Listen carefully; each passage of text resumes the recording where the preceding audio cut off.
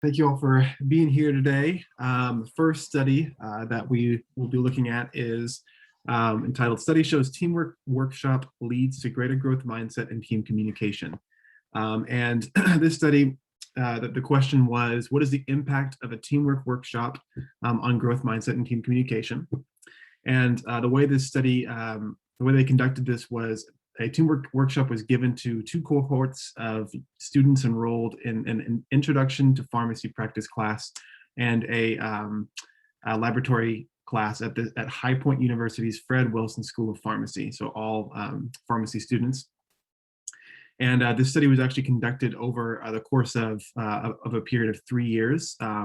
The class of fall 2017 for this introduction to pharmacy practice class was the control group, and then fall 2018 and 2019 were the intervention groups where this workshop was deployed. And the workshop itself started with students completing a Strengths Finders assessment, and student groups were created from the results of this assessment based on Strengths Finders kind of four domains that they have of strengths. And the workshop lasted around 7 weeks or so and included a lecture on recognizing strengths, a lecture on communication and conflict resolution, and then corresponding team activities that complemented each lecture topics. So it lasted around 7 weeks, and then towards the first week of the class, they had a pre-survey, and the last week of the course, which was actually like week 15 or so. So it was quite a little while after the workshop had ended. They had a post-survey. And these surveys were based on a previously validated growth mindset and team communication tool. Qualitative data was additionally collected on student teamwork experiences in the fall 2017 and 2018 student groups. And what they found from this is that the intervention groups experienced a significant increase in both growth mindset compared to the control groups' non-significant decrease in growth mindset. And then a significant increase in team communication was also demonstrated by the intervention group, and compared to pretty much no significant increase, or just nothing really happened with the control group.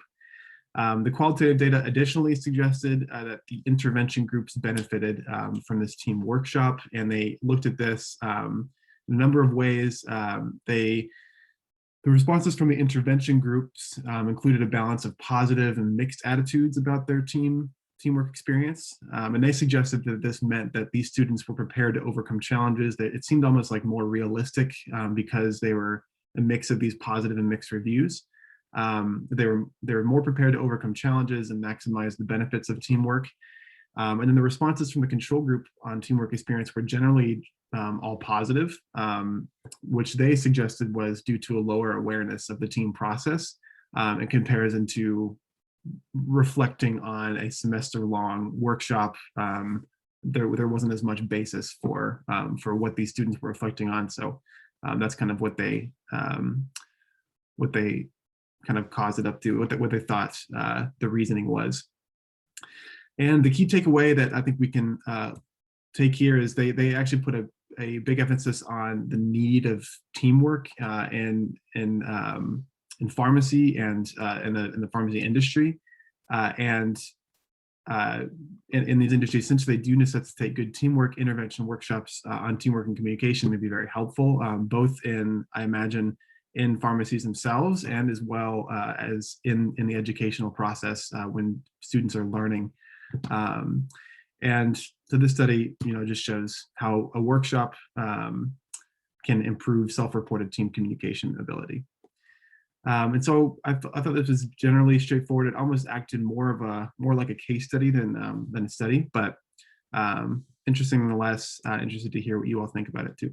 Well, it certainly supports what we do, so we do some workshop interventions. We don't have any control groups, so we don't know what the difference is, I guess, but hopefully we see some I guess the control group is the pretest. Mm-hmm. They did pre-test and post-test, right? Yeah. In terms of and then what was I'm sure they talked about the intervention, like any like sort of key points about what the workshop was about, or did they not even go into the details of the workshop? They did. Let me pull it up here. Just curious.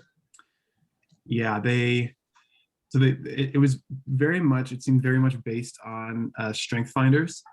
And so I believe what they did is, okay, so they collected the results of strength finders in the first week, and then they formed groups based on the strength finders, kind of 4 domains. In the third week, they had this session on recognizing individual and team member strengths. And then the week following, they applied these concepts in kind of a lab course where students worked through 2 pharmacy team scenarios with a focus on diverse team member strength profiles. So they were tasked with identifying primary strengths and workplace needs. And then a few weeks later, they had a session lecture on utilizing tools when interacting in difficult team situations. And then the following couple of weeks, they had a lab devoted to applying these tools in pharmacy scenarios. And then I believe, let's see. So it was a long intervention, and there were multiple parts of it. Yeah, that's a pretty good training program. And the control group didn't receive anything. Is that what the control was? Yeah, didn't receive anything. Okay. I think they probably they may have done the strength finders. I'm not totally sure, but they didn't apply it or do much with it.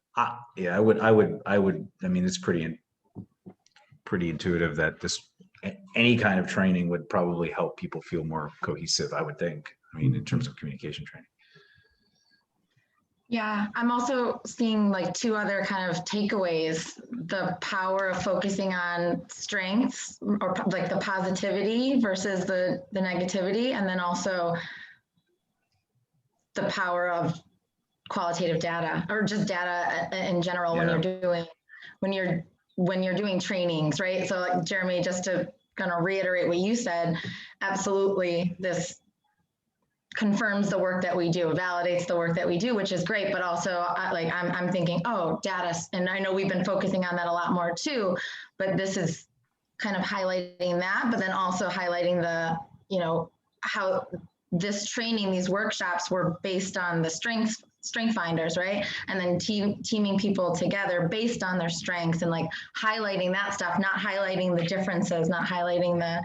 So I'm just thinking of that as also another kind of takeaway. Really good point. Yeah, it's very, very much focused on the affirmative team building, creating shared, maybe not explicitly, but maybe implicitly creating shared identity. So instead of like, yeah, I agree. Yeah, I wonder how using something like strength finders would, because I think it's interesting. I wonder if in the control group, if students were able to pick their own, they don't mention this, but were able to pick their own teams, or maybe that's why they had more positive, like a self-reported positive outlook on their team communication, because they were like, they liked who their teammates were.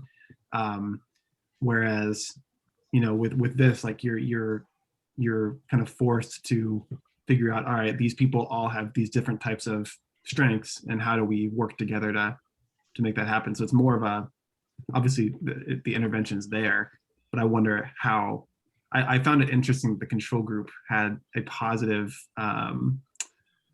reaction to team communication. And I wonder if it has to do with how the teams were formed, or that. What are I'm not very familiar with the strength finders assessment. You mentioned there's like the 4 kind of quadrants or something. What are those? I'm just curious. Yeah, they are, I think it's executing, influencing, relationship building, and then strategic thinking. It's part of the Gallup, right? It's like, I think so. Gallup kind of developed it or something. Yeah. So like executing, people know how to, it's like knowing how to make things happen, influencing, knowing how to take charge, speak up, make sure the team is heard. Relationship building is being able to build strong relationships that can hold a team together. And then strategic thinking is analyzing information that can inform better decision making. Yeah. I'm looking at the website. I think they rebranded it. It's called Clifton Strengths now. Oh, huh. Yeah. It used to be Strength Finder 2.0, Clifton Strength. Now it's called Clifton Strengths. Huh. But it's a Gallup product. Yeah. And I think you can get certified, or your organization gets certified in the Clifton Strengths like assessment stuff. Yeah, Yeah. Mason does that actually for like all faculty and staff. You're like able to take the test and use that for and often it's used, like you might talk about that with your team or your supervisor or something, so you kind of learn who's. And it's interesting. I've had in some of the places I've worked, I've noticed that people put actually a lot of emphasis on that, and they do a lot of kind of like team building around that or acknowledging people's strengths. And then in some areas, I've noticed people don't really seem to care at all, and they don't really use it. But it can be a really helpful tool. I think it absolutely can be, because you get a feel for how people operate and what matters most to them. Yeah. I thought I remembered you speaking about this before, Natalie, in one of our meetings, and it's similar to all the other personality tests, like the Myers-Briggs, the DISC assessment, and I too am familiar with like a lot of different organizations or teams that do those, and I do think that they help people to understand both the strengths and the differences, though, of one another. Yeah.